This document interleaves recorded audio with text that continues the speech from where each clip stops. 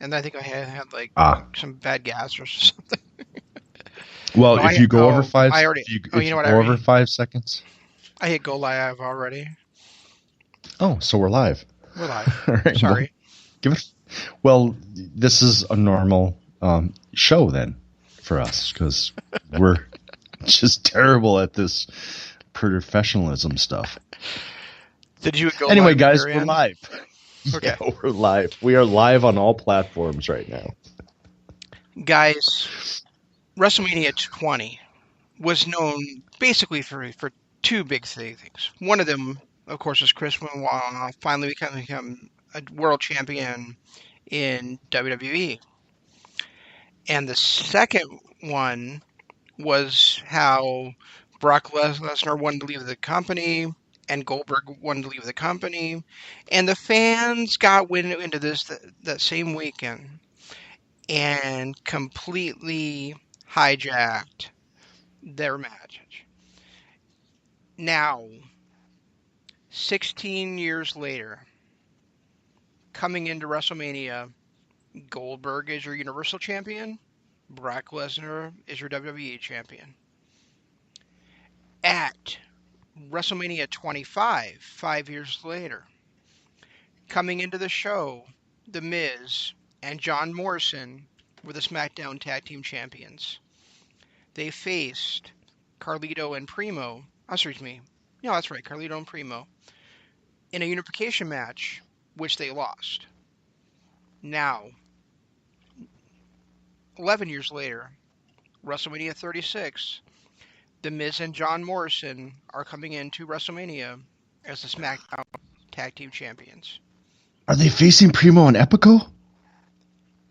Boy, wouldn't that be something. Guys, I do this rant at least once a quarter. And I'm not going to tell you what to like in pro wrestling, but I am going to tell you that there's more out there to watch than WWE. You don't have to watch the old timer show. You don't have to watch the things that never changes. You don't have to watch the organization that doesn't trust you to buy into the new stars and enjoy great pro wrestling. There's a reason Jeff and I don't watch that shit anymore except for the big events. Yeah, we'll be watching WrestleMania. Yeah, we watched the Royal Rumble. But by and large, that company is dead to us. And the reason why, we're on Tuesdays now instead of Mondays, happened this weekend. Not only did AEW put on their first pay-per-view of the year, featuring Jon Moxley versus Chris Jericho, featuring the match of the year of the Young Bucks versus Kenny Omega and Hangman Page.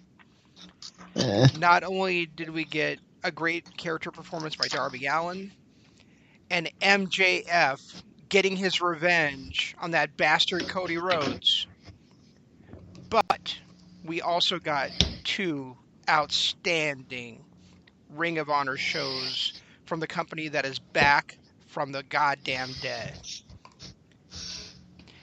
Jeff, what do you got? Well, first of all, I'm Jeff. He's XanMan. He forgot that again. Secondly, guys, we're coming to you live on multitude of platforms, live on Spreaker.com. We're also on lordsofpainradio.net and our own YouTube channel, youtube.com/Kingdom of Honor. If you're listening to us on YouTube, hit the like button, subscribe button, ring the notification bell. We do appreciate it because it does help us out in the long run. Secondly, just on a side note, programming, because we are not even close to professionals and you are sounding a little bit echoey with your new headphones.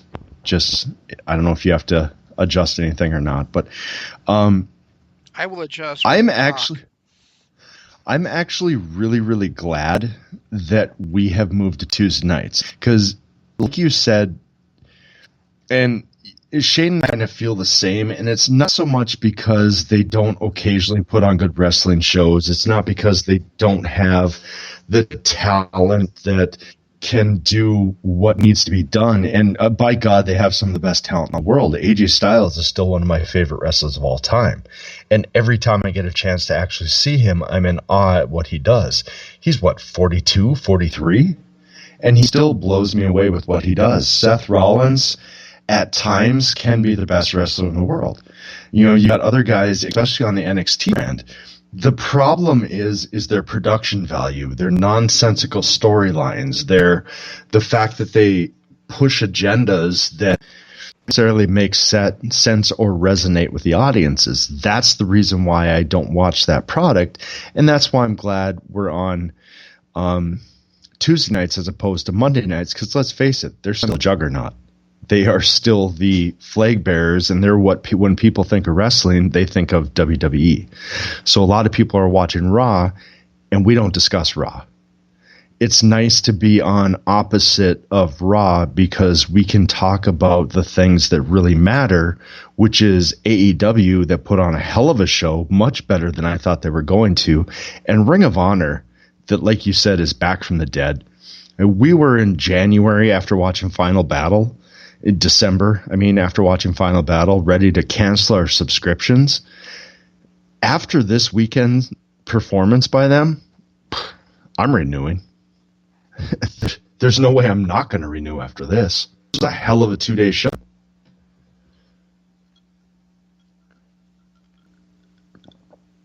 You back with us, Shane? Or did we lose you completely? All right, there you are. Yep, I got you now.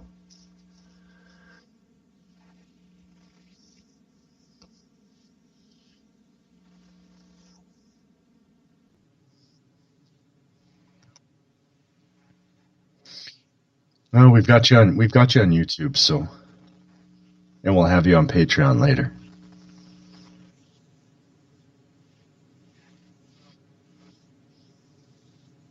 Oh, good. Well, if it doesn't work, if we need to, we can always download you from Patreon and YouTube. So, and bring the show up later. No, you're fine for me. You're back to the way you were.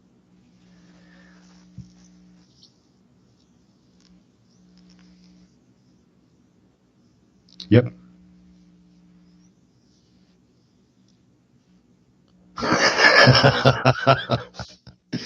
And again, we are not professionals. We don't know what we're doing. We just like to talk about wrestling. So,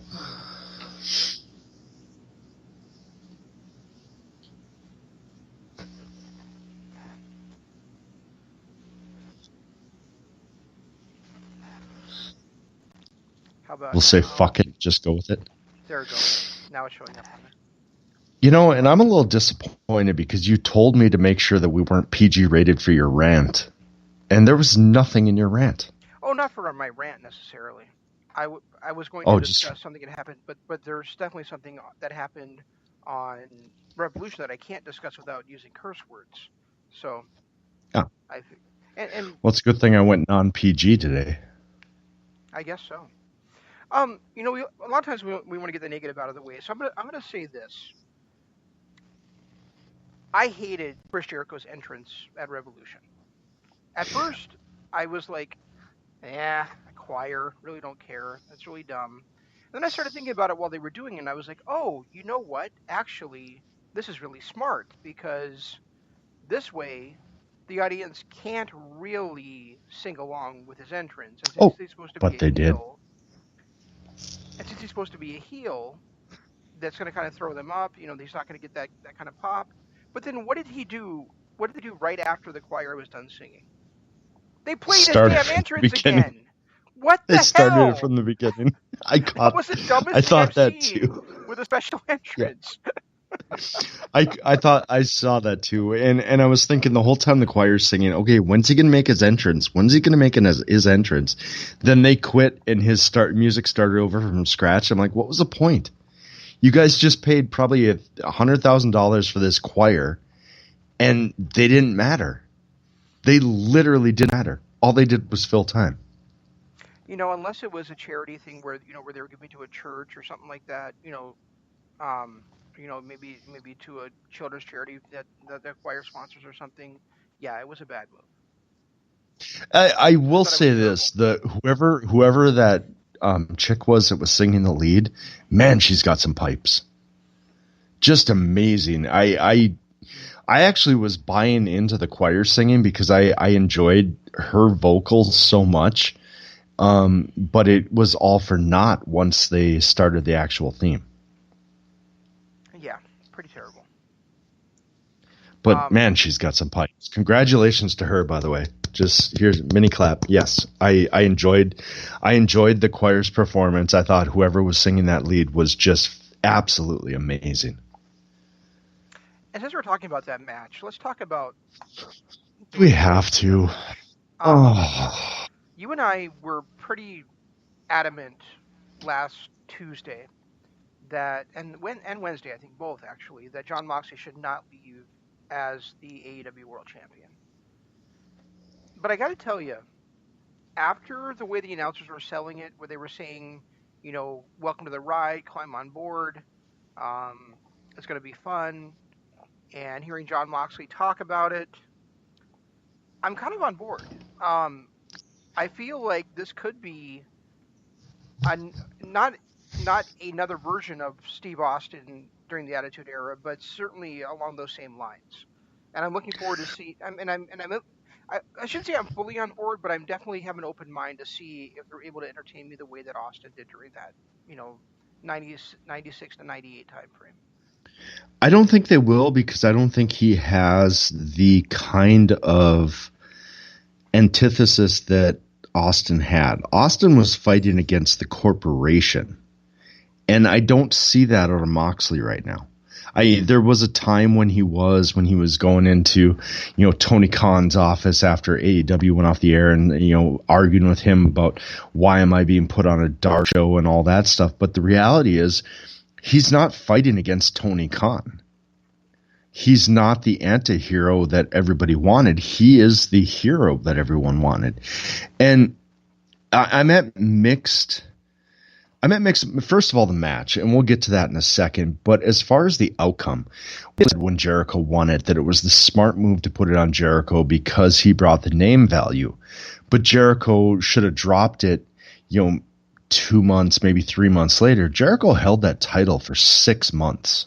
Mm-hmm.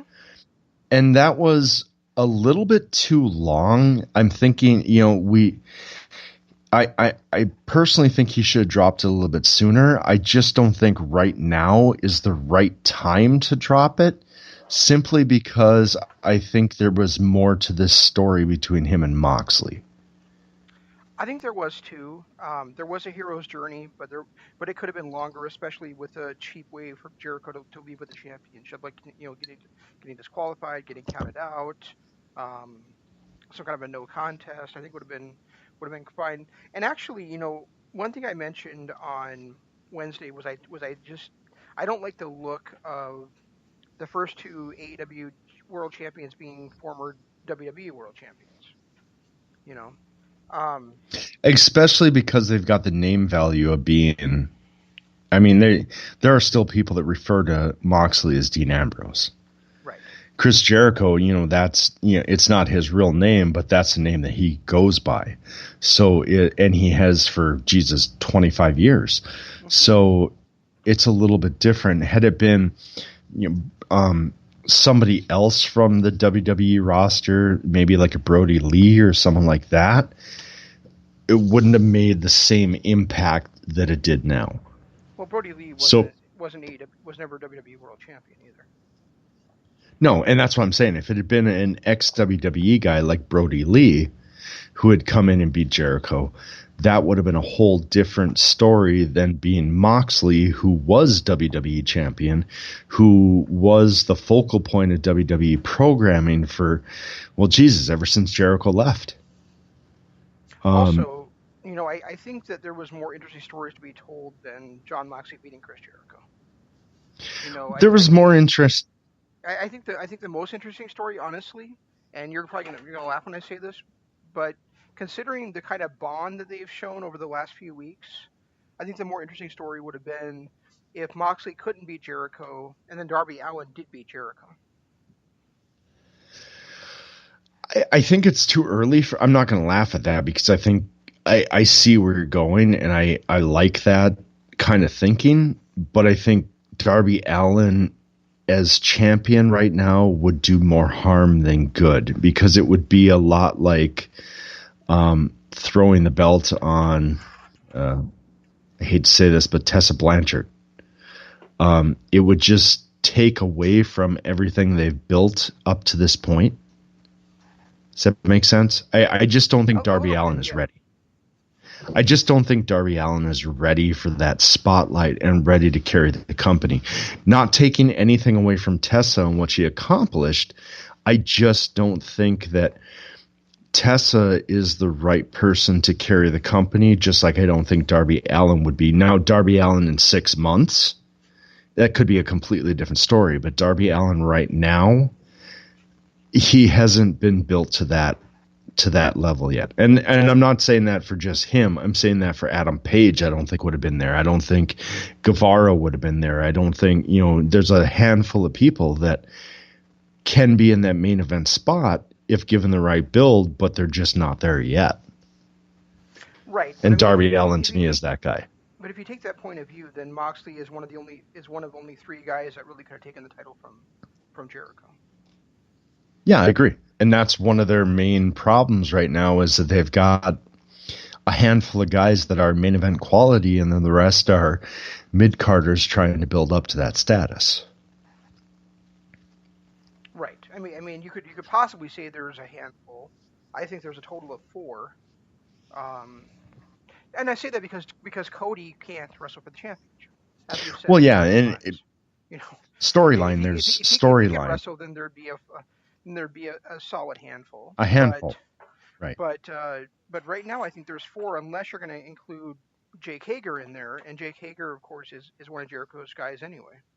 So, if you look at it, Pac, Moxley, Cody,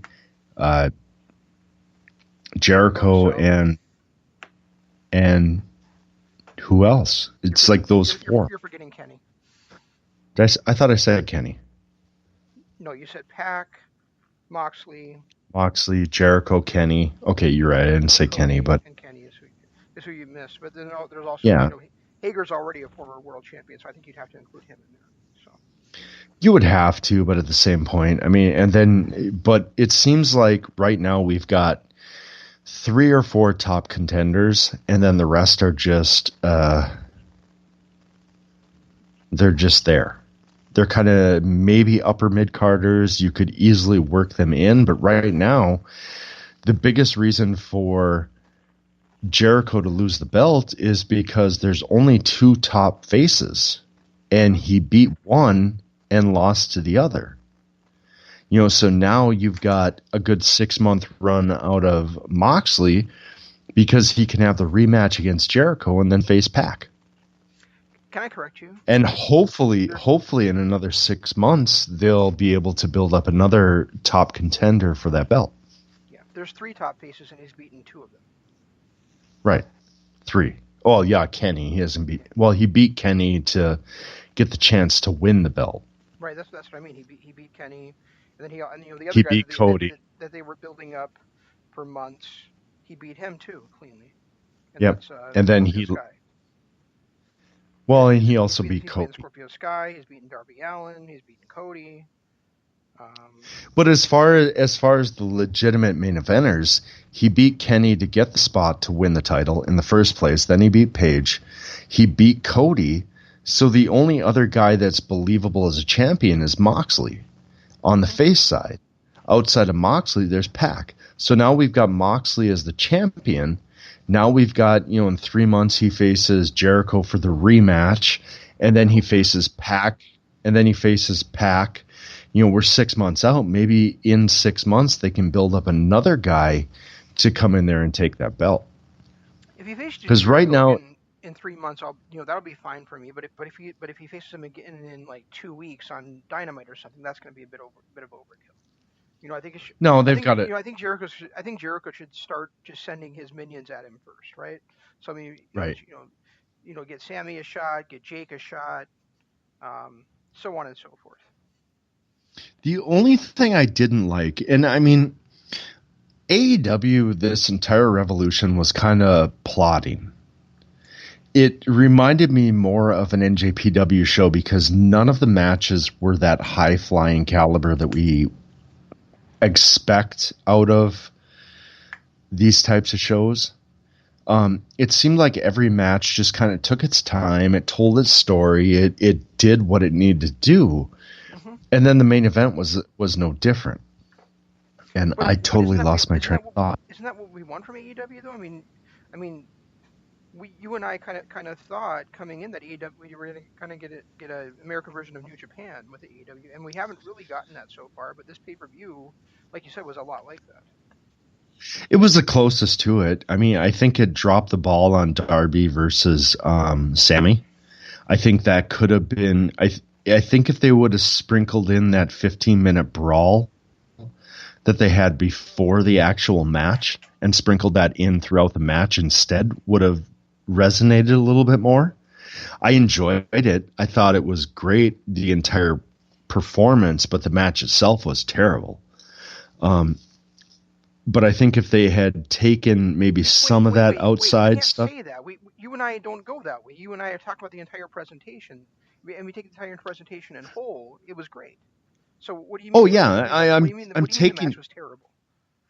The match itself from bell to bell, because the bell didn't start till 15 minutes in. After the table shot, after the. I think you were saying it was terrible is quite a stretch. It wasn't as great as the rest of it, but it wasn't terrible.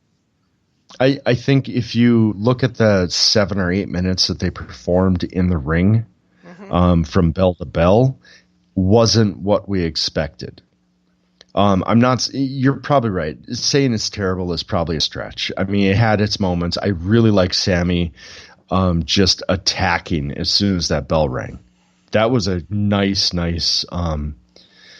way to play off of what had happened before. But I felt like if they had taken all of that outside interference and all the table spots and the chair spots and all that stuff and incorporated it slightly into the match, like 2 minutes outside the ring, 2 minutes in, I think would have been a better overall performance. But if you're looking at bell to bell, that was a C match. Maybe a 2-star match. But I'm not looking at. But if you look at the entire performance, it was maybe a 4. I'm not going to give that a 5. Not a chance. No, it's probably. I would say it was probably like 3.75. But still. Right. 3. I mean, but I mean that's not bad for the second match on a card where you're still trying to build momentum. I mean, we're not going to. I mean, you were probably coming in expecting them to completely steal the show. And they had the talent to do so. They do, but I don't think that was their job. You know, not everybody. No. You know, stealing the show is not necessarily something that you should always do. No, you're right. And when you look at Wrestle Kingdom matches, you get a great performance out of Kota Ibushi and Will Ospreay, and that doesn't steal the show because it's not meant to. And that's kind of the way Sammy and Darby were. I think that their match overall, from my perspective, would have made more sense and got a higher rating had the violence been sprinkled throughout as opposed to the violence taking up 15 minutes before the match. And that's just my personal feelings. And I think that when Jon Moxley and Juice Robinson did that, you shot all over it. Right, they did the exact same thing, and I hated it. But they didn't because they were wrestling outside when the match was actually going on, and then they come back in the ring, and then they go back on the outside, and you absolutely hated it. So my issue with that, I think you've got like a very narrow window of where this stuff makes sense for you. A grudge match is a grudge match. Mm-hmm. And Moxley versus Juice wasn't a grudge match. No, it was. But we just didn't see the lead into it. If you listen to the backstory of the announcers, is they had a grudge from back when they both worked for NXT. Right. I didn't see that. So to me it wasn't. So that's why I didn't like. Plus I was also looking for something different from Moxley, not just craziness. Show don't tell, right? Kinda, yeah. So let's talk about go ahead. And for me, I want to get back to the main event. The biggest, like, I loved the match. I loved the overall production of it. I love the fact that Darby started the match and they went outside, and that 6:30 through the table was amazing. The fact that Sammy attacked as soon as the bell rang, and Darby was able to fight his way back. I love the overall performance. I just to me it was two separate situations, so I didn't necessarily love the match. I didn't necessarily love the beforehand, but when you put the two together, it was amazing. Does that make sense? Yes. But Okay. I'm also going to just point out that if they had done it the way that you suggested, then basically we got a singles version of the tag team title match. Yeah, and that's when you see that match happen later on, it's a whole different issue. Right, but my point is that that made this one unique to the other stuff that was on the card. One thing I want to point out, because I can sense us kind of moving on from it, but I felt like, and maybe it's just me, but I felt like Moxley's reveal that he could see the whole time was a little too late into the match. I felt like he needed to do a little bit more after he revealed that he could see the whole time, other than just go ahead and hit the paradigm.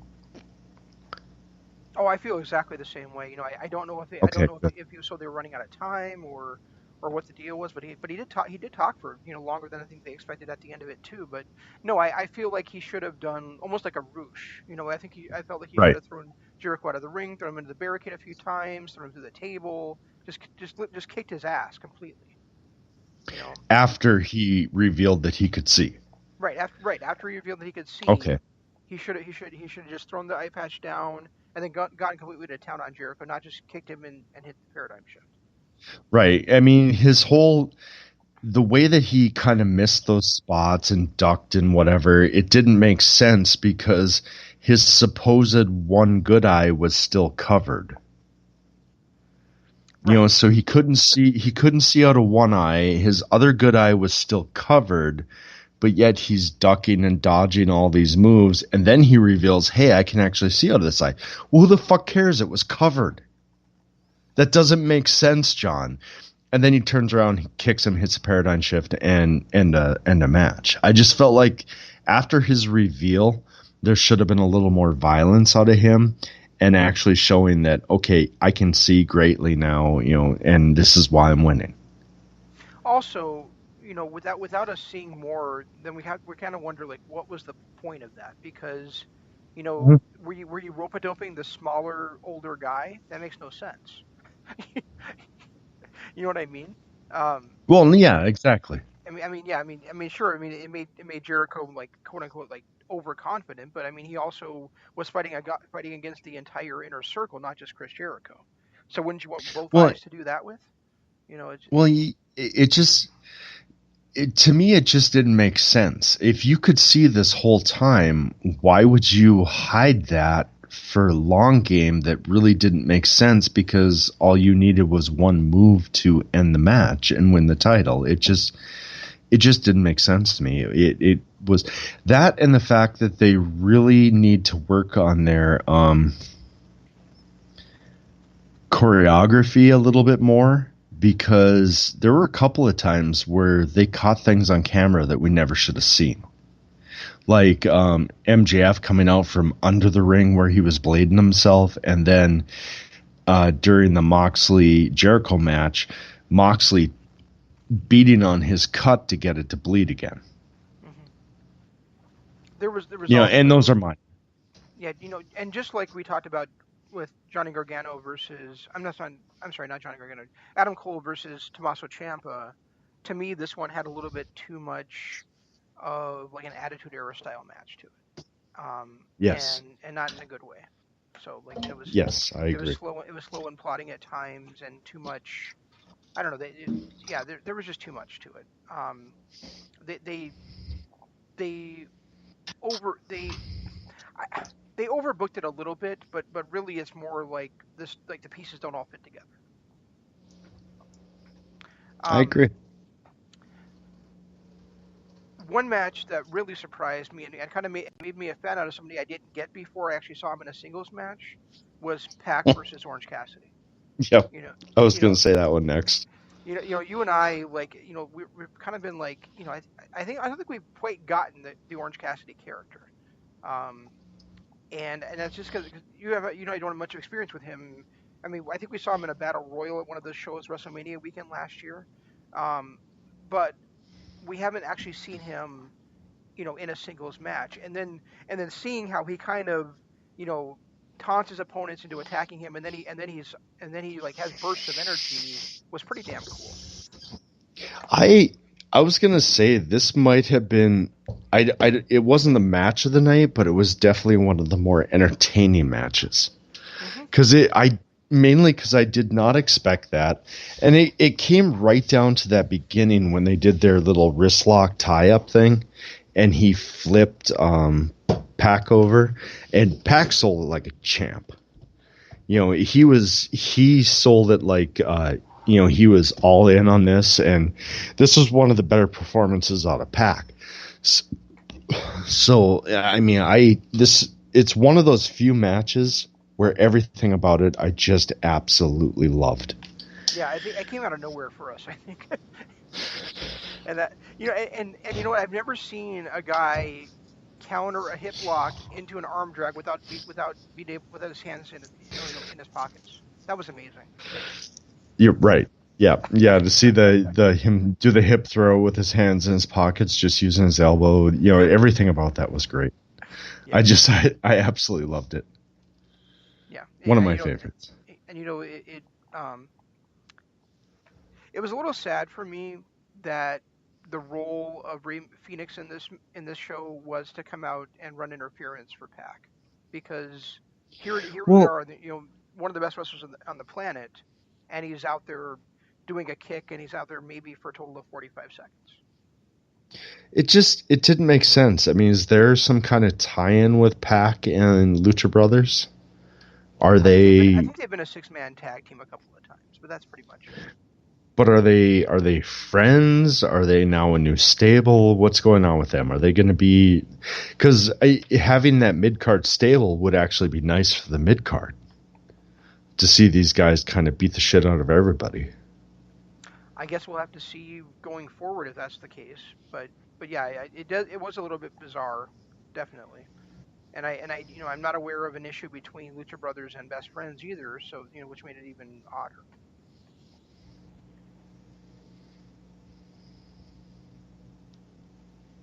Did I lose you? No, I'm still here. Sorry, in the middle of something. Yeah, I really hope there's something to come out of it, because otherwise, Lucha Brothers running out to get involved in the match and to take on a tag team they've never really faced is kind of a missed opportunity, I guess. So we'll have to see where that storyline goes from here. But I hate to say it, but I think honestly these two might have put on my favorite match of the night.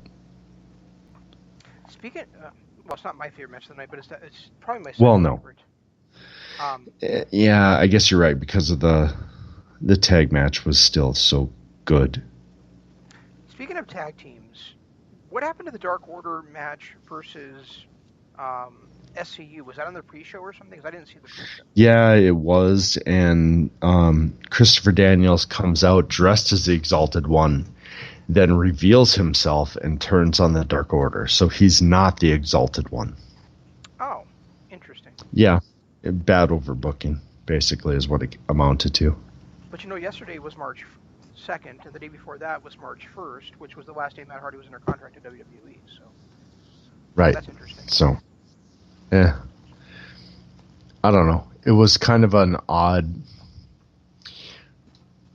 It was just done weird, I guess. I wasn't a fan of it, to be honest. I don't think I would have been either. Let's see, what else did we have on this card? We had a pretty darn good tag team, or a pretty good darn good women's match, I thought. It was short, but I thought Riho versus, I'm not Riho, but Nyla Rose versus Chris Statlander was pretty good. Yeah, it was. And this was the Chris Statlander I like. Not that what we saw in Dynamite a couple of weeks ago where she was booping everybody and just weird. I actually... That's a funny term. Well, that's what she was doing. I know, it's so funny, though. She was sloppy at times, but a lot of that's because she's only really been a pro wrestler for a couple of years. I mean, we badmouth Britt all the time for it, but the reality is she's only a couple of years in, and so is Chris Statlander. And Chris Statlander seems to be light years ahead of Britt Baker or Britt Green or Chelsea Baker, whatever we're calling her. Well, you call her whatever you want. I'm going to call her Chelsea Baker, though. Okay. It was sloppy at times. There were a couple times where it felt like they were moving in slow motion. But the reality is this was a really good match with two really good performers in it. And as much as I want to hate on the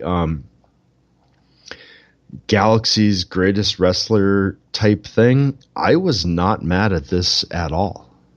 No, me neither. And I thought, and like you said, she's only been wrestling for 3 years. I think Nyla's only been wrestling for about 3 years too, right? So I mean, these are two very inexperienced women in a division, that has been growing. I think growing and not great, but growing. And I think they did a good job representing it. I thought it was really good. And one of the best matches I think that they actually can put on right now. I think Chris Statlander, as I've said before, is either the best or the second best woman in the women's division. I know you're going to say, what about Allie? But Allie is a valet. She has not wrestled a match. Right. She doesn't like 5 months or something. She doesn't count anymore. Yeah, she doesn't count anymore. She's a valet. And as far as I can tell, for the last month, there's no Nightmare Collective anymore either. So, Nope. So and Nyla's getting better. I mean, Nyla's getting better in quickly, I think. But still, to me, the best two women in that division are Chris Statlander and Hikaru Shida. So I think if next up we get Shida versus Nyla Rose, I'll be very happy. Although it'll probably be your girl, Big Swole. Oh dear God! Don't no. Ugh. I might boycott the entire show if that's what happens. Was she also on the pre-show? Because I thought she was supposed to have a match on this card too. No, there was only the from what I heard about the pre-show. I didn't actually watch it, but from what I heard, it was only SCU versus Dark Order. Oh, okay. I thought you watched it. Okay. No, I. And then Dustin versus Blackman happened. Which, I guess, as far as a lead-in match goes, it wasn't bad. But it was a weird. I feel like the wrong guy came out on top. I feel like it was a bad choice to lead the show. Wait. How many times have you complained on this show about a person having their first match and losing? And now Jake Hager has his first match and wins, and you're saying he should have lost. Every time, except for the fact that it literally, in the 3 grudge matches, 2 out of 3 lost. 2 out of 3 that were supposed to get their wins, and it just happened to be both the Rhodes brothers lost.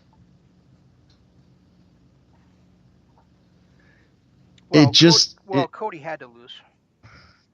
Well, yeah, because he had been made up to be this untouchable force up until then. But I don't feel like Dustin should have lost. Cody, the way they built it up is we all felt like Cody was going to win this match. Just because of the way everything was built up. And they got us the swerve, and they got us, MJF winning, which was the nice swerve and probably the best thing they could have done. But I feel like one of the Rhodes brothers should have won their little feud. Why? Where do we go from here, though? Well, they If both we're going lost, long term, so they both have a longer hero's journey to do, like we both feel they should have done with Jon Moxley. So I don't see why you're saying that they one of them had to win or should have won. to me, I just felt like one of them should have won it. One of them should have gotten the better of their little feud. Well, Darby Allin got the better of his feud. Which I didn't mind, to be honest with you. As much as I'm just right. I mean, but if we look at it logically, right? The blood feuds coming in were Darby Allin versus Sammy Guevara, Jon Moxley versus Chris Jericho was for the title, but it was also a blood feud, and then the two Rose feuds. So in two of them, the people got their revenge, and two of them they didn't. That's pretty much how life goes, is 50-50, right? I felt like the Cody, or I'm sorry, not Cody, MJF, and that one I didn't care about, but it felt to me like Darby, or oh my god, Dustin versus Swagger should have gone to Dustin, just because of the revenge factor. You broke my arm, you destroyed my face. On the last episode of Dynamite and everything, to me, it felt like that should have gone the other way. And I'm not saying I'm upset about it. Great, I want to see these two again because they put on a hell of a match. And right now, I feel like that's really the only type of opponent that Swagger can have. So I'm kind of okay with it. But at the same time, it would have been nice to see him win the feud because it just was time for that feud to be done. Well, let me ask you. I'm going to ask you the same question you asked me. So, if Dustin beats Swagger, then where do we go from there? Dustin is the maybe I'm still caught up. Maybe I'm still caught up in the fact that the beginning of AEW Dynamite was Adam Page against Jack Swagger, Hagar, whatever the hell his name is. What? Remember when it was Adam Page fighting Hagar to the back all the time at the end of every Dynamite, and probably the first 2 months of the show. I think you're super exaggerating if that's the case, because no, I do not remember it. No, the feud was actually, and we were wondering when we were going to get a Page versus Hagar showdown, and then all of a sudden Page. I would say it was a couple of weeks, not a couple of months. But all of a sudden, Page quits the Elite and he goes off on this other storyline, and that one just got dropped. That's true, but to me, I guess Hagar beating the 50-year-old man and getting put over makes a lot more sense than the 50-year-old man getting one over on Hagar. Except for the fact that Hagar is, 48? He's not frickin' 48. He's not been anywhere close to as long as... he's not a young guy, though. He can't be that young. He's got in his mid-40s. He's really new. No, I don't think that. Yeah, he's probably 30. He spelled his name. HISNAME. What? I just spelled his name for you. HISNAME. Is it Jack Hagar or is it Jack? I'm looking it up right now. What? He's 37. I said he was 37 or 36. He's 37. So there. Lies. I can't even spell him, so I don't know. Oh, he's from Perry, Oklahoma. He shares a birthday with my brother, actually. Born 3 years after my brother, but on the same day of the year. All right, fine. He's still a kid. He's still a kid, did you say? Yeah, well, technically, he's a good 10 years younger than me. 9 years. Yeah. Definitely a kid. So if he's getting... Well, all right, fine. You win this one, you bastard.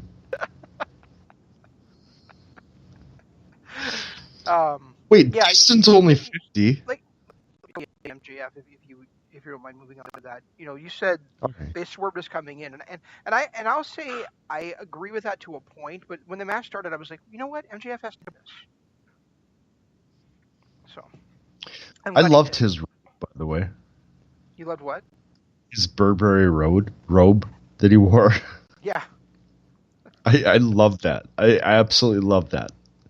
And the fact that he had that ring in his shorts the whole time was another thing that just was like, okay, that is one of the greatest heel swerves I've ever seen.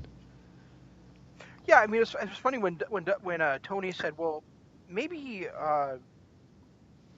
Wardlow gave it to him." Like, when could that have happened? Right. And Exactly. why wouldn't you have caught it on camera if he did? No, he had it in his tights the entire time. The fact that he had it in his tights the whole time and waited until after he got cut open from a toenail and got beat down that long before he actually used it is one of the better heel performances ever. Yeah, and then instead of just pinning him after he hit him with it, then he does that bounce off the ropes and that like flop on top of him. Yep. Yeah, and what I mean by the best heel performances ever is a lot of times when a heel can take that advantage when they're losing, they take it. So the fact that he had that in his back pocket the entire time and he waited until the absolute last moment, 25 minutes into the match, after he'd gotten beaten pillar to post, he didn't go for that ring right away and get the knockout. They told their story. He legitimately tried to beat Cody by every other means necessary. And then when he couldn't, he reverted back to his okay, I got this in my back pocket. And to me, that's one of the... Here's the other thing with it is Cody beat himself. Yep. The announcers can be all indignant, oh, MJF cheated, but Cody was also arrogant. He hit two crossroads. He chose not to go for the cover. He chose to try to punish MJF one more time, and he lost because of it. Right. Which is also exactly. a great heel thing because the best heels are the ones that believe that they're in the right, and here Cody is clearly to me in the wrong because he's too arrogant and he doesn't go for the win when he should have. And we have to talk about his tattoo. Oh my God! We as long as I don't have to look at it, I can talk about it. It should have been about 3 inches lower. There's nothing I hate more than a tattoo on the face. 2 inches further into his body. I'll give it that. It is terrible. I'm not a fan of the neck tattoo in general, but once it starts reaching the face, then I'm like, oh, come on, dude. You can never cover that shit up. Right, exactly. Literally. I don't care. You're a multi-billionaire. I get it. You're living off you've got your dad's money and your family money, and then you've got your own company. You're fine. I get it. But at some time, you have to look like a professional. And when you have a tattoo on your face, you can't look like a professional. I'm sorry. Maybe I'm old school. No, you're right. And the same thing with the neck. I mean, you've got to wear the turtleneck to cover that shit up. So, and right. Also, here's the thing: is he is one of the biggest fan favorites in the second biggest wrestling company in North America, and that is not a good thing to be a role model to kids about. No, where kids, if kids want to emulate him, they're going to find themselves being prejudiced against applying for jobs and moving up in companies and all that kind of stuff. It's really a bad look in multiple ways. And it's fine, And just so the audience knows, I texted Jeff. Jeff actually was a little bit ahead of me on the show, but he actually went to bed before I did that the night we were watching it. And I texted him, that better be face paint. And I don't think he realized what I was talking about until he actually watched it. I had no clue. I had no clue. When you said that, I'm like, what? What? I thought... And then the funniest part is when I was watching it, the tattoo didn't click. When I was watching it, I was thinking maybe it was the blood on MJF. Because with his tan, the way that it is, it did not look like natural blood. Right. And I'm still blown away that a unshoed disaster kick can finally cut somebody open like that.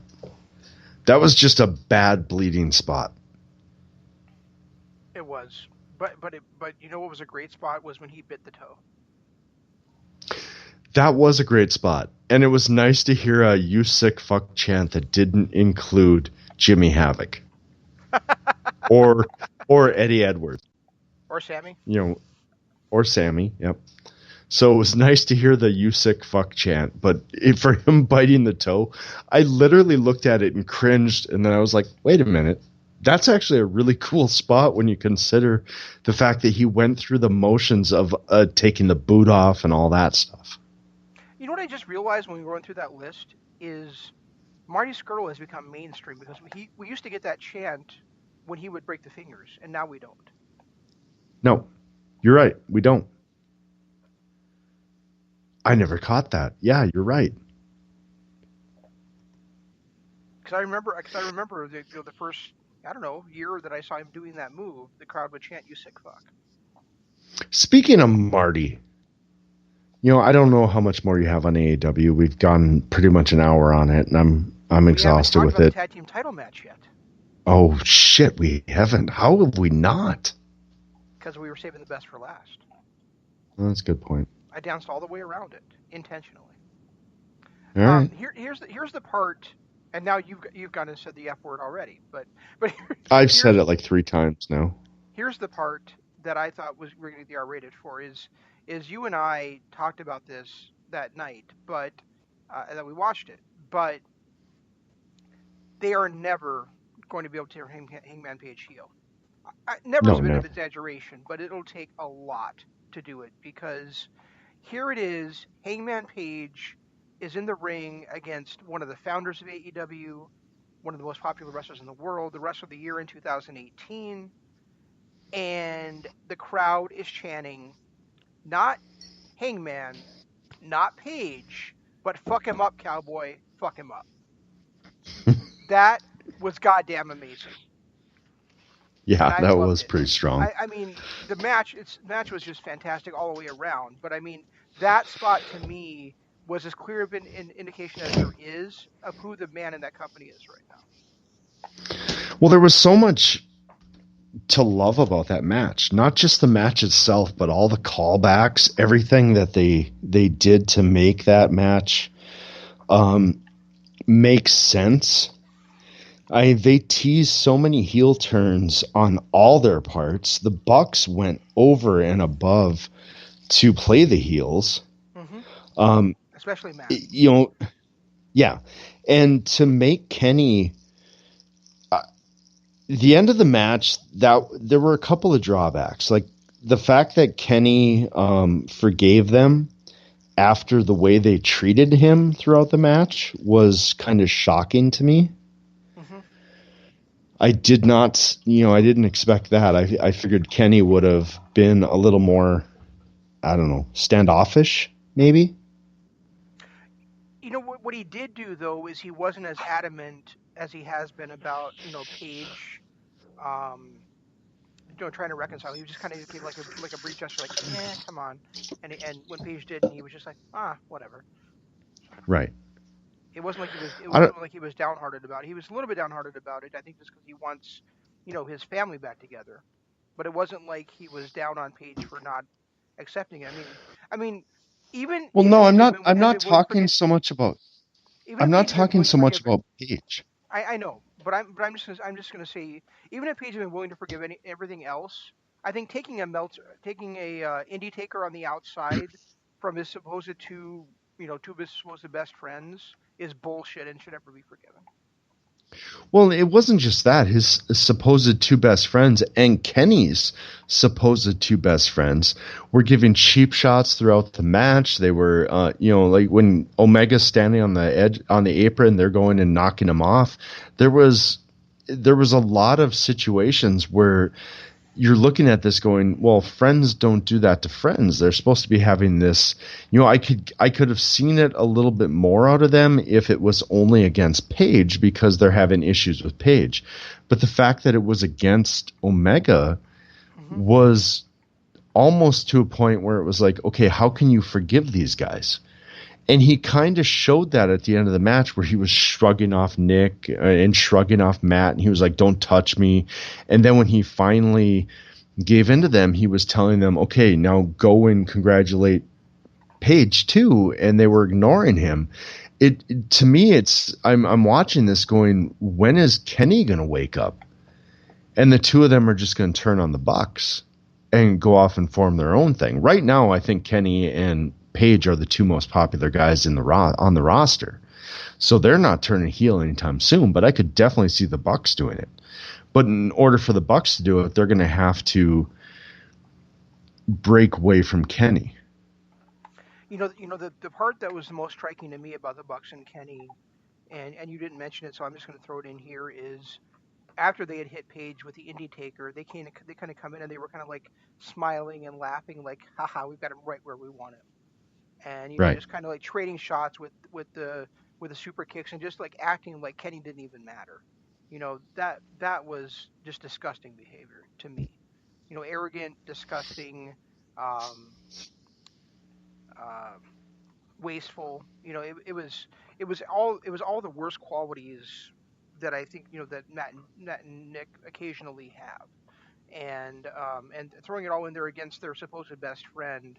I can totally see where Kenny should not have forgiven him as quickly as he did. Yeah, I would. That to me was just a little bit much that they were able to do that, or that Kenny was able to do that. I mean, my negatives with the match, and it's few and far between, because I felt like the match itself was great. I loved the callbacks to so many different, like Adam Page doing the fake out and then the chicken wing dance into the chicken wing, I thought was great. I loved the callback to the Golden Lovers with the golden V trigger, and there was a lot of, and then Page doing the one winged angel was amazing as well. So there was a lot of great about this match. But I felt like there were a couple of missteps. Like, it's only been the last couple of weeks where they've been trying to really build the dissension between Kenny and Adam Page. And I felt like they went a little overboard in the beginning when Page went to tag in Kenny and then yelled at him to get in the ring and slapped him on the shoulder instead of taking his hand. That didn't make any sense at all. I think that led from Page being upset that Kenny wanted him, that Kenny, was insistent about starting the match. I think Page was just like, yeah, whatever. And then when he got in there and he was doing better than Kenny, then I think that was his point, is just, you should have let me start the match in the first place, kind of. And that's possible, and maybe I didn't. But they settled in after that. Yeah, it seemed out of place. And the whole buckshot lariat at the end, the teasing of the lariat on Kenny, and then, holding the ropes open for him and hugging him, that just seemed like they're trying to plant seeds that aren't really there. It's called foreshadowing and leaving your options open.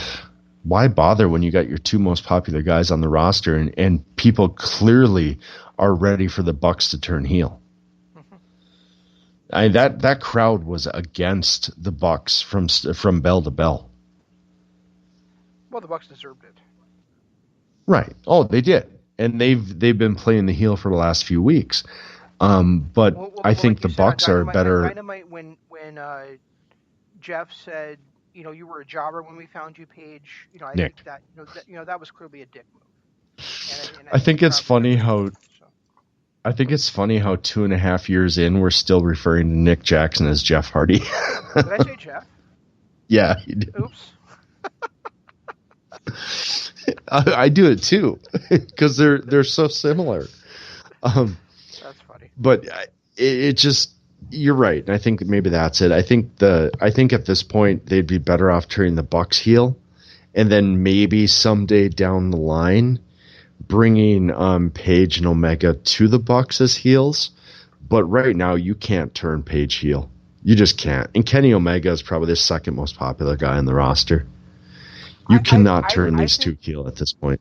I think Hangman Page could be the Exalted One of the Dark Order, join the Inner Circle, and punt a baby into the crowd, and he would still be cheered. I think so, too. I don't think there's anything that he could possibly do that would make him a heel right now. He is at that Steve Austin point where Austin spouted the Austin 316 says, I just whooped your ass. He's at that stage because of the cowboy shit promo he gave. There is nothing at him. But a lot of it is just, also taking the beer from the crowd and going his own way, I think that you and I at the time were kind of like, wait, what do you? And in fact, I know we were. We were kind of like, wait, what do you mean he's leaving the Elite? And I think that turned out to be the best thing for him. Well, and we've been saying for months about how it didn't make any sense leaving the Elite because he's still popular. He still gets his wins. It just his reasoning for leaving the Elite didn't make sense. But he's proven throughout time that he doesn't need the Elite. I wouldn't even call his recent tag team with Kenny part of the Elite. I would just say that he's on his own and he's found success on his own. Yep, and the Bucks keep proving time and time again that they never respected him to begin with. No, the Bucks are like those parents that won't let their kid cut the strings, Right. Whereas Page is proving the Shinedown line sometimes goodbye is a second chance. Yep. Exactly. And the other thing I want to say about this match, just because I don't want to. Well, actually, there's a couple of things I want to say about it, just so I don't stray from it. Number one is it is my favorite tag team match. It's my favorite match of the year overall so far. It's my favorite tag team match since the Golden Lovers against Kazuchika Okada and Tomohiro Ishii from June of 2018. God, that was a good match. And when I say it's my favorite match of the year, I mean literally it's my favorite match of the year. You and I tend to, when we do our year-end awards, separate out match of the year and tag match of the year, and I think there's good reasons for that. But right now, if we did a combined list, this would be my number one match. Number two, I'm also going to address kind of the elephant in the room with the way I usually view matches, and just say that although I usually hate finisher kickouts, I thought, well, I didn't like it. I thought it worked in this match. I thought it made sense that Page had gotten his ass kicked on the apron and he used all of his strength he had left basically to stop Nick from hitting the Meltzer driver and powerbombing him through a table. And then he used the very last tippy top of his strength to do the slingshot into the buckshot lariat, whereas Kenny had been almost knocked out when he hit a barely V trigger on Matt. So to me, it made sense that they were able to kick out of that. But then, the end with Page hitting back-to-back buckshot lariats on Nick and then Matt in the middle of the ring, and then pinning his antagonist for the last 6 weeks to hold on to the tag team titles was fantastic storytelling. Yeah, I wish they would have done it without the finisher kickout because that's become one of my favorite moves in wrestling. Mm-hmm. My negatives are, I can't, personally, and maybe I'll have to watch it again, I don't know, but from first watch, it's not my match of the year. I felt like there were just a few too many confusing negatives that if I want to explain them, I can. But at the same point from first viewing, it's like there's nothing that'll bug me more than a finisher kick out. And there's the whole dissension between Kenny and Page, I felt like was misguided. I see where you're coming from. The match was amazing. And if I can explain away those two missteps, then yeah, probably this would be my match of the year too. It's just for me, those two missteps are keeping it from that. So is it probably your your third favorite tag match of the year at this point, then? I'd say second. I think right, and a lot of it was because of all of the other things that went into it, all the callbacks. One of my favorite moments of wrestling in probably the last 5 years was watching Adam Page do that 52 fake out and then the chicken wing dance. Mm-hmm. That's one of my favorite moments in wrestling, period. I still think that the DIY versus Mustache Mountain tag match is my favorite tag match. Okay. And this is a close second. And the only reason it's a close second is because I really didn't like the Page Omega foreshadowing or dissension, whatever it was. And I really, as much as the finisher kickout made sense at the time, the fact that, and I remember I actually had typed you this text, but I didn't think you had watched it because you were behind me at that point. You hadn't gotten to a lot of the points. So I didn't want to say it because I didn't want to ruin it. But for me, that came across as more of a super mat, like the Tag Team Royal Rumble or the Tag Team Rumble match was, where it's like, oh, here's Matt Jackson again, overcoming all odds and being super Matt. Fair enough. I can see that. To me, it just felt like it was the weakest version of the. I don't remember what they're calling it, but the weakest version of their finisher that we've seen so far, and because both guys have been, completely exhausted and wiped out by that point. And I mean, there was also that Page doing the one-winged angel. I thought was amazing. I love the Golden Lovers doing, the Young Bucks doing the Golden Lovers finisher, and then the way that Kenny kicked out of it at 1 and dared them to do it again.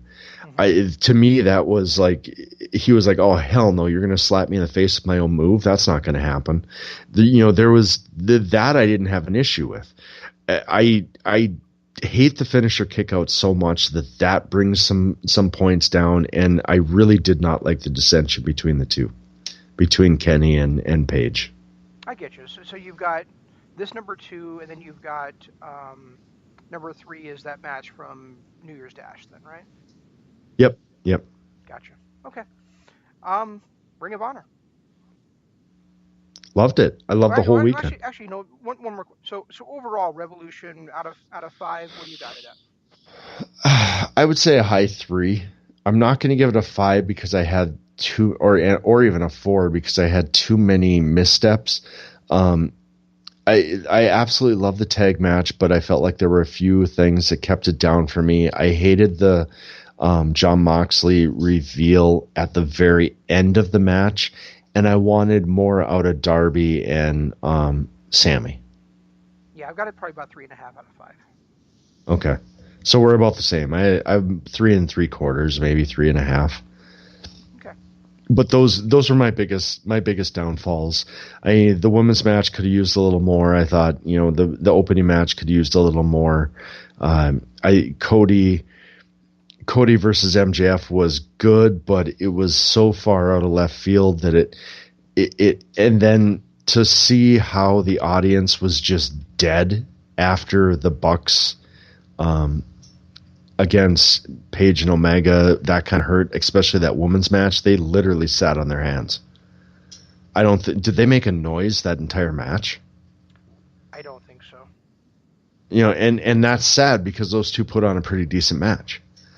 So I mean, I'd give it a solid 3.5, 3 3/4. Okay, works for me. Yeah. So Ring of Honor put together 2, as we mentioned. I think this on Tuesday. They were putting together some back-to-back nights of solid performances, and I texted Jeff on Friday night because I watched it before he did, and I just said, this has been a thoroughly enjoyable night of pro wrestling. And then we got to the main event, and that took it down a little bit. But I mean, it still couldn't ruin the show for me. I thought the show was great. I did too. From the start, I like the feud that's going on between what are they, LFJ, and LFI, and Villain Enterprises. I like the fact that everything they've done over this weekend has continued that feud. Yeah. I thought the matches were really solid. Every single one of them. Slex in the opening match was fun, and so was Marty. And then having that tag match on night 2 was great. Everybody that I saw, I enjoyed, and until of course PCO. I mean, PCO was still a downer for me, but even the Bubba Ray stuff, I enjoyed. Him against Eli Isom, I thought was entertaining, a lot like the Flip Gordon from 2-3 years ago. Is it 2 years ago or 3 years ago now? Bully Ray still gets the most heat of anybody in pro wrestling. Yeah. He's still the best heel in pro wrestling. He's great. And I love it. I love the way that they're building up to him leaving the company, but at the same time, it's going to be a sad day when he leaves the company. Yeah, because there's not a better heel on the roster. No. As far as somebody, he's not really a wrestler anymore, and he's probably going to, he's got his podcast. I wouldn't be surprised if he ends up, being a WWE trainer or something like that when he leaves. But yeah, I mean, I think that he's great in his moments. We've said it before there, and we've said it. I said it 2 weeks ago. He is probably the best heel on the mic there is, and that's you're looking at MJF, you're looking at Matt Taven, but as far as somebody grabbing an audience and just pissing them off, is there anyone better than Bully Ray? There's not. MJF is good, but MJF can't do it the way Bully Ray does. And when you think about the fact that he used to be a stuttering guy who didn't say much at all because Joel Gertner said everything for the Dudleys most time in ECW, you have to look back and think, man, how many missed opportunities were there in that spot?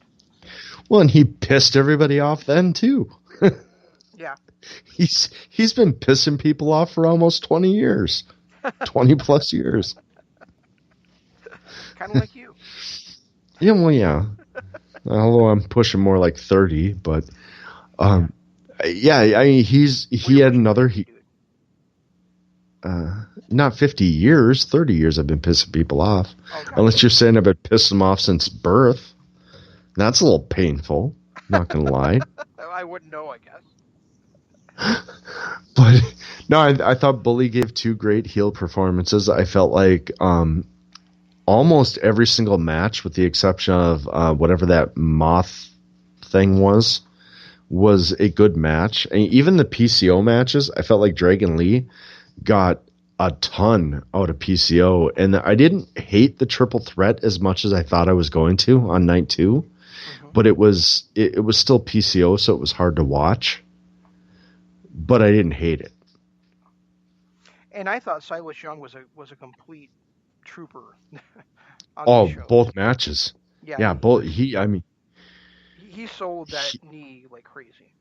He might have been the MVP of the 2 shows, to be honest. And his tag team, that 2 guys, 1 tag, is the way Josh Woods. I felt like in night 1, Josh Woods was better. Night 2, I didn't like the fact that he got distracted the way he did. That didn't fit his character very well. But that's a great tag team. I felt like Silas Young might have been the MVP of the 2 nights because he was the highlight of 2 matches and 2 very good tag matches. Yep, totally agree. Vincent was another one that I think was really had strong performances for 2 straight nights. I felt like both Gresham and Lethal, that tag team had 2 strong performances. This was it was a great couple of nights of wrestling. You mentioned Vincent, and I know you've been down on him turning on the Kingdom and turning on Taven, and I think a lot of it was just because they came out of nowhere. But seeing him with his matches kind of makes me want to go back and watch the Ring of Honor television to see what the guys. So, right, exactly. I was thinking too. See what the other 2 members of the stable do, if anything, all that kind of stuff. Well, Chuckles and what's her name? I was thinking that too. It'd be I want to see where they all came from, because it feels like we've missed something, and I hate feeling like we've missed something. But I was down on the whole turn on the Kingdom because it turned it turned Taven face. Mm-hmm. And I felt like Taven was such a great heel that turning him face was a bad idea. But seeing where the Righteous is coming in and everything, I want to see that. I literally want to see. It's really making me interested in Ring of Honor again this last 2 nights. And I don't know if that's Marty's booking that's doing it or if they've just kind of turned the corner a little bit. They've got some really good wrestlers. I just felt like they mismanaged the top of the card and maybe weren't putting the best matches together they could have. But the tag team division is really solid. I like Hendry and Castle together. I like 2 guys, 1 tag. I like the Righteous. Not sure what to think about Brian Johnson and PJ Black yet, but I like pretty much everything else going on in the tag division. And the singles matches were actually really good as well. Speaking of the tag team division, one team you didn't mention was Jeff Cobb and Dan Moff. And I know when those guys had a match, I can't remember if it was Final Battle or Death Before Dishonor, but I remember we watched and we're kind of like, what the hell was that guy? And right, now, exactly. But they were great as a tag team against the Briscoes, and I thought Moff was great the next night against Alex Shelley too. So yep, I did too. So I think Moff is really is kind of like shaking off some of that rust he had from being off for so long. Well, and you look at Kenny King now with LFJ or LFI, whatever, what are they? Ignorable. So LFI. If you look at him with LFI, it was a long game that they played with the speaking Spanish and all that stuff, that paid off really, really well. He fits with those two perfectly. And they've kind of, because they were faces, and Dragon Lee still kind of is, but at the same point, what Kenny King was doing for months before then fits with that faction perfectly. Absolutely. With the cocky attitude and the, you start to see more of it now when you see that they're together with Roosh and the way he's been acting since day one in the company. And then Dragon Lee has that cocky attitude too. It's just those 3 fit really good together. Well, the other thing is that I think Los Ingobernables de Japón and even the original Los Ingobernables in CMLL work much better as anti-heroes or tweeners than they do as straight heels anyway. So, right. And you and I have been big fans of Kenny King for a long time. Yeah. But I think that the writing was kind of on the wall that he was never going to be a top guy in Ring of Honor as much as we wanted him to be. So I think him being a part of a top faction is probably the best we're going to get from him, and so I'm pretty happy that that's the case now. Yeah, I'm going to agree. Yeah, so I enjoy that faction. It looks like Lifeblood has been reduced to 2 members, which is cool. That's still a good tag team. I think Tracy Williams, looks a lot better now that he took that stupid brace he was wearing for years off. Oh, the KT tape? No, he used to wear that sling, remember? Oh yeah. Okay, yeah. Yeah, I don't know. He's not a bad performer. I've just never seen anything overly special that separates him. Right. I hope that someday I do. I think he's better as a tag team, but you're right. Lifeblood went from being this amazing faction that was going to turn around Ring of Honor to 2 guys. And that's it. Yeah, and since we 2 started guys. Watching 2 months ago, 3 new stables have formed. The Righteous, La Facciones Ingobernables, and Mexa Squad. So. Yeah. But they'd kind of formed, but they weren't a full stable because it was just Bandito and Rey Horus. Or no, Bandito and Flamita. The other guy. Flamita, yeah, as a tag team. And then Rey Horus must. At the time. Right. So he came over and joined them too, just to win the 3-man tag. Yeah, I would love to see Airwolf come in there and join one of those factions. I would love to see Airwolf in Ring of Honor. I would love to see Airwolf anywhere again, just so I can see Airwolf again. Right. Yeah. These shows, I know we're not going into detail about a lot of the stuff that happened here, but one great thing that happened we didn't mention, I don't think, is that PCO is no longer the world champion. Thank God. I couldn't. It took everything in my power to watch that match. Because after seeing him the night before in a singles match, I just couldn't do it. Right, and now Roosh is the 5th ever 2-time Ring of Honor World Champion. Yeah, I'm okay with that. I'm okay with that, and I'm okay with the fact that at 18th anniversary, we get him against Mark Haskins. Right. And not another PCO match. And something you mentioned earlier you touched on and we didn't actually talk about. I can't even remember if you talked about on the show or if it was like right before we went on air, but Flip Gordon. Oh yeah, he had a hell of a weekend too. He was solid in his performances, not just in the ring, but his just character development throughout the entire weekend was nails. I really loved what I saw to him. Yeah, you mentioned it, but I had noticed that same thing watching it. Is Flip Gordon is so much better performer.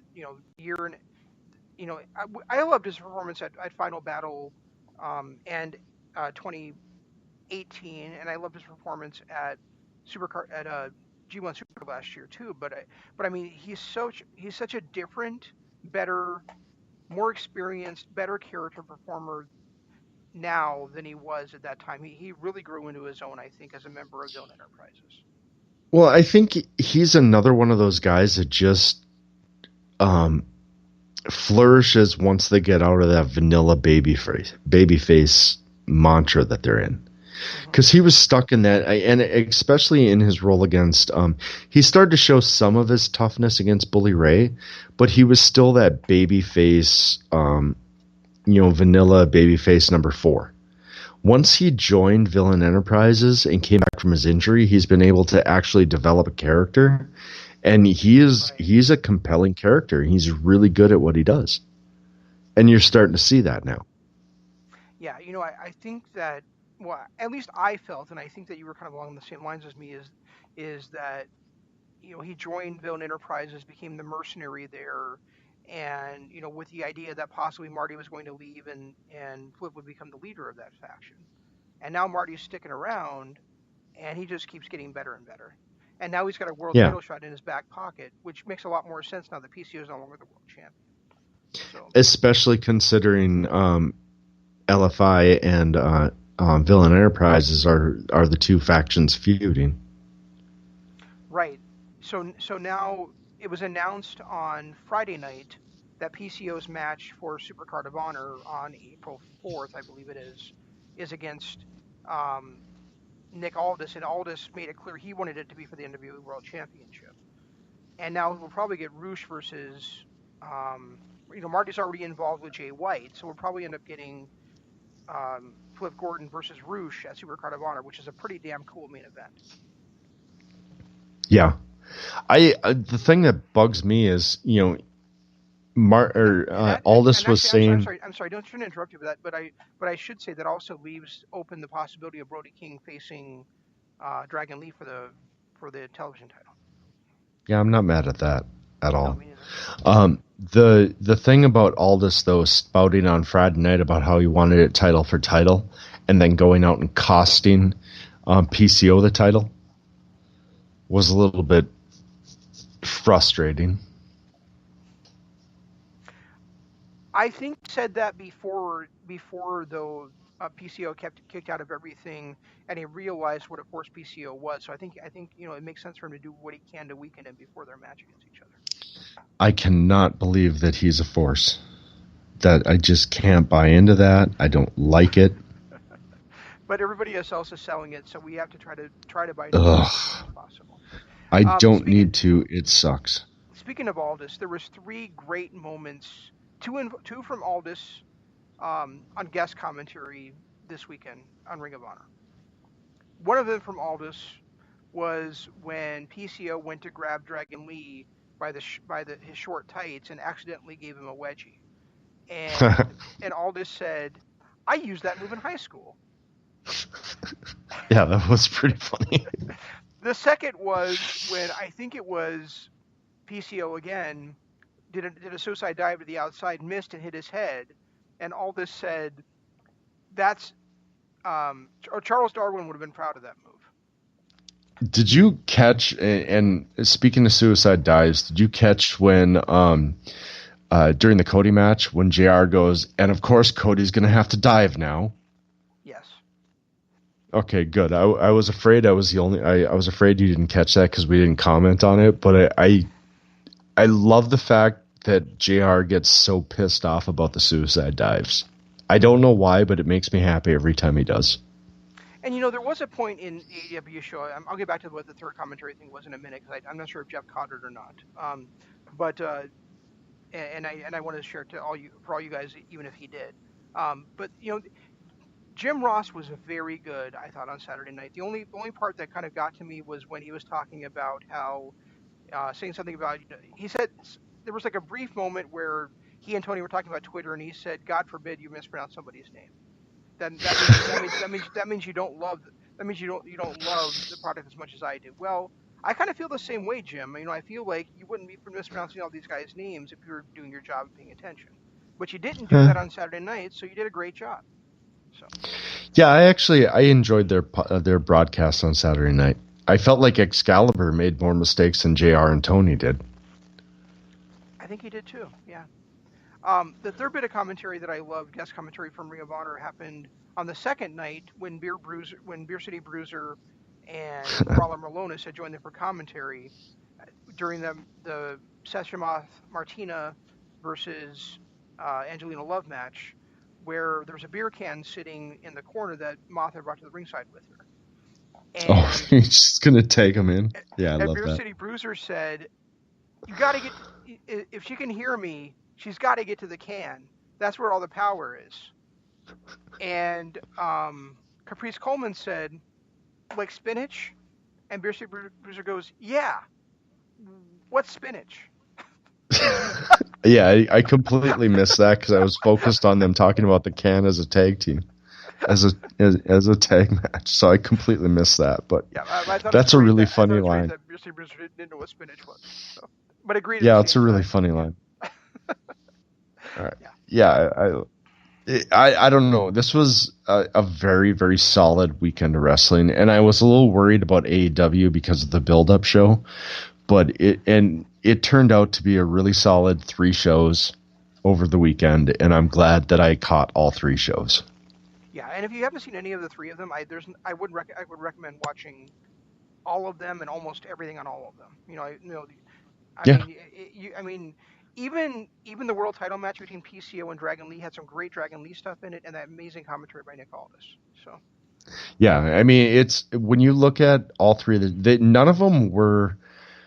I don't think any of them were must-watch shows.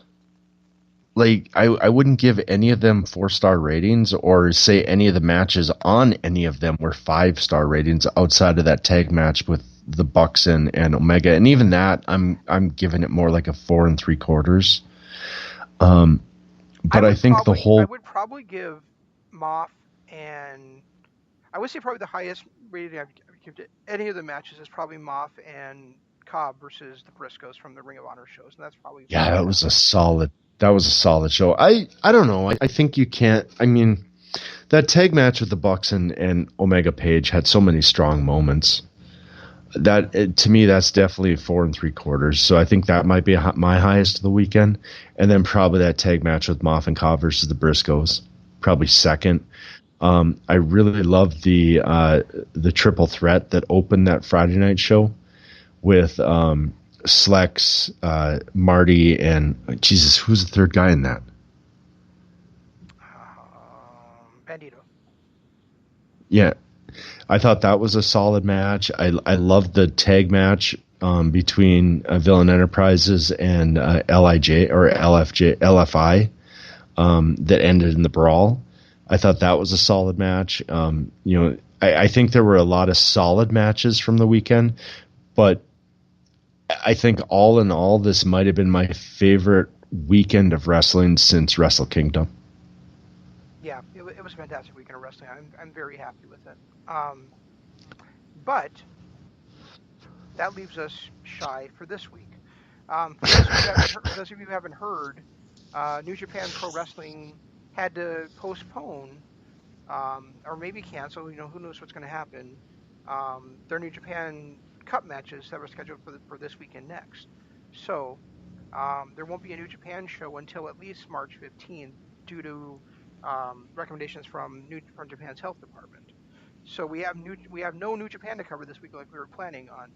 So I'm guessing next week's show we're probably going to be doing a preview for Ring of Honor's second biggest show of the year, their anniversary show next Friday. Which, ironically, I'm actually looking forward to again, which I never thought I was going to say after that horrible display of Final Battle. Yeah, I'm not going to do the rundown right now because we'll do it on Tuesday with our next night, but it'll be an all Ring of Honor night, I think, for us, unless we have New Japan Cup matches to count down as well. But the Ring of Honor show anniversary show looks great, and we'll also be covering Supercard of Honor for our Patreon show that night as well. Yeah, from 2011, which looks to be another solid show. We're going to be doing that next week. This week we're not because we knew it was going to be a long weekend of wrestling, and it turned into a longer show than normal. So we're not doing our Patreon show tonight. We'll do that next week. And you can get all of our Patreon stuff, including our archives and all of the specials that we've done for Patreon and YouTube on patreon.com/Kingdom of Honor. If you go there, you're going to find the link to our YouTube page. Make sure that you head there because we do this live twice a week on YouTube, and then one monthly special as well on youtube.com/Kingdom of Honor. And of course our Twitter, which is at XanMan LOP and at Regi Co-op, and you can get us by using the hashtag DAD and the hashtag KOH. And normally you get us twice a week on LOP Radio. I'm not sure how it's going to work tomorrow night, though. Tomorrow night is my birthday. I'm turning 45 tomorrow. Old man. And I'm not sure what time I'm going to be home. So I'll probably be home in time to do our show, but whether I'm home in time to see much or any of Dynamite, I have no idea. So we'll have to play by ear for tomorrow, see how it goes. Right. So go ahead. I was going to say, what else is coming up on LordsOfPainRadio.net? I'm glad you asked, Jeff. On Thursday, we have IMS LOP Radio Adventure. I'm sure we'll be talking more about Revolution, probably about some of the WWE crap going on. On Friday, we have NWA The Legacy Series. And then again, we'll be back with you next Tuesday talking about more Ring of Honor. That's all we've got. Yes. We'll try to do better next time. This is Shane saying long days, pleasant nights. And Jeff saying goodbye. G1 Climax 27. Goodbye.